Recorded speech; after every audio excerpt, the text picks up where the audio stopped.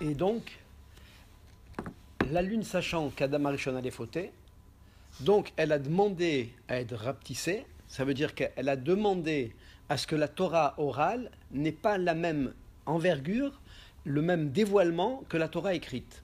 Pourquoi? Pour engager les Bnei Israël à l'étudier, parce que c'est ça qui va atténuer leur pulsion, leur passion, et arriver à dompter, à dominer le Yetzer Hara. Donc c'est l'effort que l'homme va engendrer par l'étude de la Torah avec beaucoup de force, qui va faire en sorte que, comme il va être occupé dans un Melechet Kodesh, dans quelque chose qui est sacré, alors il n'aura pas tellement le temps de penser à faire des bêtises ou à penser à autre chose. D'accord? Donc la lune, elle, donc c'est le symbole de cette Torah chez BLP qui a demandé à Hachem volontairement qu'elle donne moins d'éclat. C'est-à-dire qu'elle ne révèle pas à l'homme la totalité de son potentiel. Tu comprends? Si Adam Arishon n'avait pas fauté, lorsqu'on aurait lu, on aurait ouvert la Torah chez Birtav, immédiatement, on aurait compris de manière intuitive, puisque le rayonnement se serait fait de par lui-même, on aurait compris de manière intuitive tout ce que la Torah veut nous expliquer. Par exemple, Ukshartem Otam Leot Aliadecha, lorsqu'elle nous a dit tu les attacheras comme un signe sur tes bras, immédiatement on aurait eu les explications. Il s'agit des tefilines. Les tefilines sont constitués de peau d'animal. À l'intérieur, donc, sont la forme de cube, ils sont noirs avec des lanières pour les poser sur le bras et sur le front, etc. On aurait eu tous les détails sans avoir à se fatiguer, à aller comprendre et chercher dans les moindres détails comment la halakha est fixée par rapport à ça, etc. D'accord? Voilà donc l'explication du fait que la lune est cherchée à se diminuer, c'est pour produire moins de lumière, donc moins d'explications, afin que l'homme s'engage davantage dans son étude et qu'il aille prendre du temps, passer du temps pour arriver à juguler, à dompter son Yetzer Hara par le temps libre qui lui aurait été laissé. Maintenant, quel rapport avec Moshe Rabbeinu et Yoshua? C'est marqué là-bas dans le Midrash aussi que Hachem a imposé à demander à Moshe, parce que Moshe au départ, lui, il voulait placer ses enfants. D'accord? Quand il a posé la question à Hachem, bon, maintenant on fait quoi, puisque tu m'as dit que je ne vais pas rentrer? Alors maintenant, quelle va être la succession? Par qui elle va être, par qui elle va être faite? Alors, c'était sous-entendu. Bon, regarde, j'ai mes enfants qui sont là, donc vas-y, prends-les, au moins, peut-être l'aîné. Alors Hachem qui lui dit, prends Yoshua. Pourquoi Yoshua? Parce que lui, Yoshua, il n'a pas arrêté d'étudier avec toi. Il était collé à toi, tu as été son maître, donc c'est normal que la suite soit à travers lui.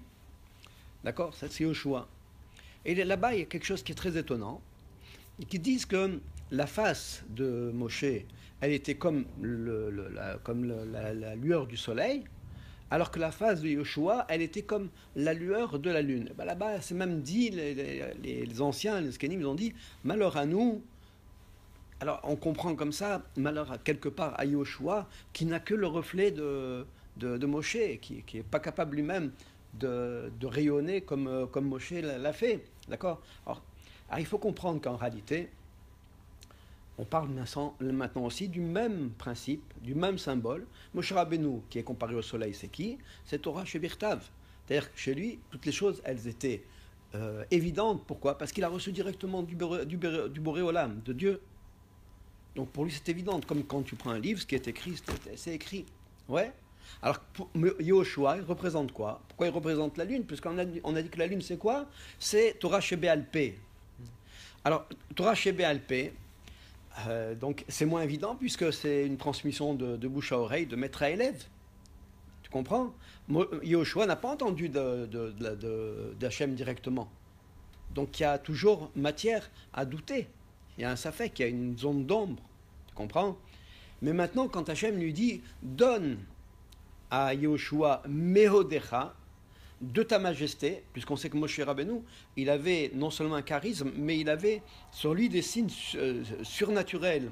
Il avait une lumière qui jaillissait de son visage. Alors, Hachem dit, prends cette lumière-là et donne-en un petit peu à Yoshua de façon à ce qu'il soit quand même respecté. D'accord? Mais il ne lui a pas dit, Kol Hodecha. Et puis, ne lui donne pas toute ta majesté. Pourquoi? C'est exactement le même principe que la lune et que le soleil et la lune. Dire, mais Yoshua représente la Torah chez Béalpé. Donc, si tu donnes toute la mesure de la capacité de Torah chez Béalpé, les Bnei Israël ne vont pas faire d'efforts pour aller l'acquérir. Donc, tu vas donner une partie, notamment par le maître, d'explication, mais c'est l'effort de la personne elle-même qui doit être mis en exergue.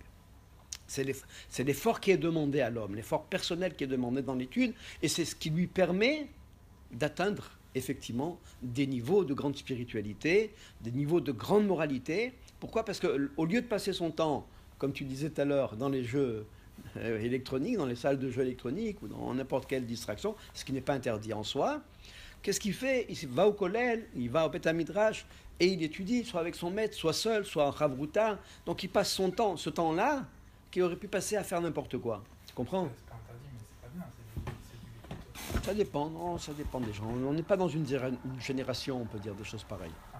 Non, on peut pas. Des fois, ça permet de se libérer des trucs pour après mieux étudier. Chacol, Mais il faut voir cas par cas. Amen.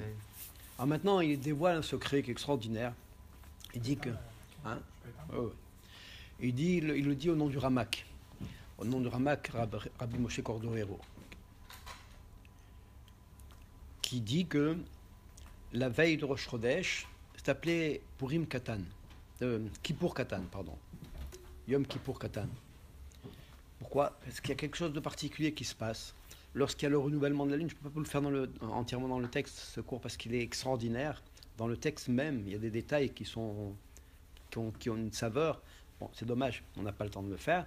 Mais il dit que la veille de Rosh Chodesh, il y a une régénération d'un flux divin qui amène des nouvelles explications. Donc le jour de Rosh Chodesh, puisqu'on dit que la lune est liée à Torah Sheba'al Peh, c'est le symbole de Torah. Donc elle amène par son renouvellement constant, donc tous les mois, de nouvelles explications dans Torah Sheba'al Peh. Tu comprends? Et quel est notre rôle à nous? C'est d'expliquer la Torah, par l'effort bien sûr, l'effort c'est indispensable, l'expliquer, et par l'explication que l'on donne des chidushim de Torah, on réagrémente, on réalimente le manque subi à l'origine dans la lune, et lorsque ce manque-là sera complètement comblé, alors ça sera l'avènement messianique. C'est-à-dire que l'homme n'aura plus besoin d'efforts pour comprendre quelle est la proximité de Dieu, quelle est la révélation de Dieu. C'est ça en réalité, Torah Sheba'al Peh. On est dans un système qui est un peu comme ça actuellement. Parce que quand par exemple on est confronté à des cours en audio ou des conférences où tout le travail il est déjà pré-mâché, c'est-à-dire que vous avez le même site Academ par exemple, ça me fait penser à ça. Cet Academ, il prépare même des fiches thématiques en parallèle de la conférence. Ils disent regardez le document 1, regardez le document 2, vous avez une biographie de la personne dont il parle, de l'idée qui est développée. Alors, je veux dire qu'on rentre dans un système maintenant où avec YouTube, avec tous les. Alors moi, je trouve, tu vois, que ce système-là. C'est pré-mâché. Ouais, mais on attends. subit directement. D'accord.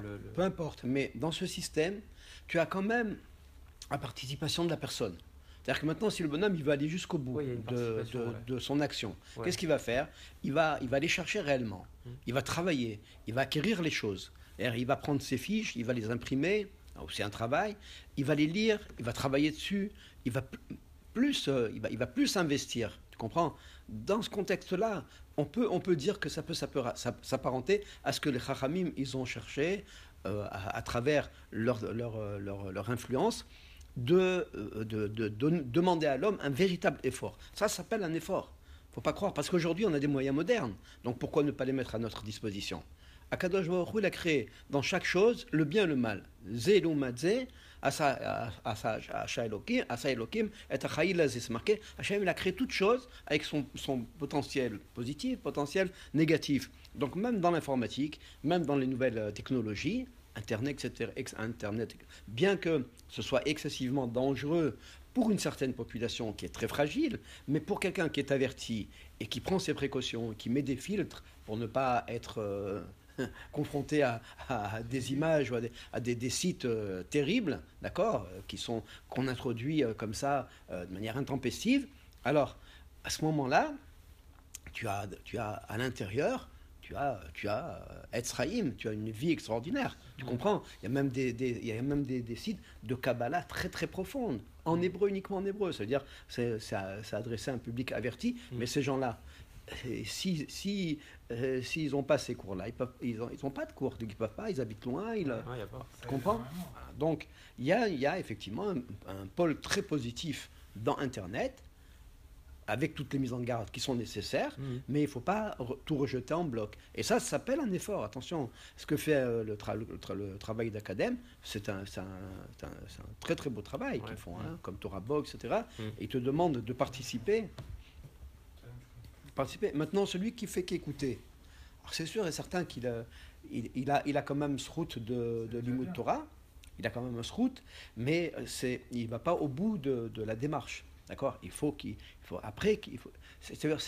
comme on dit, le pied à l'étrier. Alors après, il doit aller chercher un cours, il doit aller chercher à avoir, parce que la relation de maître à élève, elle est indispensable. C'est très très important. Si maintenant tu n'as pas de maître, alors tu peux pas apprendre. C'est pas possible. D'accord? Quoique aujourd'hui, il y a encore des livres en français maintenant, beaucoup de livres, avec les Mefarshim. La Gemara Torah Box, c'est pas mal quand même. Il t'explique pas mal de trucs. T'as tous les fichiers PDF et tout. Mais après, ce que je veux dire aussi, c'est que par exemple, je regardais un cours du Rav Ifrar, et il disait quelque chose, il disait que dans l'objectif qu'on a, enfin, par rapport à j'ai l'impression que le rapport à la Chassidut, et en particulier avec les bracelets, il disait, t'as plus besoin de te prendre la tête à chercher quelque chose qui va te réparer. Il disait, tu écoutes un cours. C'est ridicule le truc. Il disait, tu écoutes un cours, et tu écoutes le cours, où tu fais le Tikkun HaKlali, où tu fais une Bolelout, et tout de suite tu sens des résultats, tout de suite tu sens quelque chose, et au niveau que tu atteins, c'est-à-dire au niveau recherché, le niveau de réparation, ça aide pas. Et au niveau de réparation que tu recherches, eh ben, tu n'as pas besoin de. Ne pas s'arrêter, c'est un sauf. Répète, Ruben. Non, je disais qu'au niveau qu'il demandait, il disait on n'a pas besoin de trop creuser pour rechercher une réparation par rapport au bracelet. Il disait ça.